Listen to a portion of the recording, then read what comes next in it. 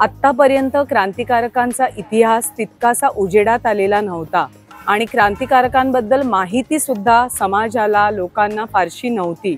या स्पर्धेच्या निमित्ताने विशेषतः विद्यार्थ्यांनी या क्रांतिकारकांचा अभ्यास करायला सुरुवात केली।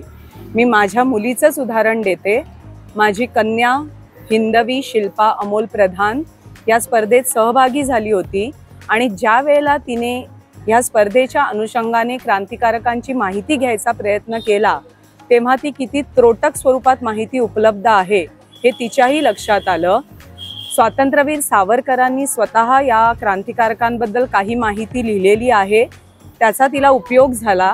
मला एकच आनंद आहे की स्पर्धेतलं यश अपयश क्रमांक ह्यापेक्षाही क्रांतिकारकांच्या जीवनाची गाथा, त्यांचं बलिदान, स्वातंत्र्यासाठी दिलेलं योगदान हे माझ्या मुलीपर्यंत पोहोचलं, म्हणजे भावी पिढीपर्यंत पोहोचलं।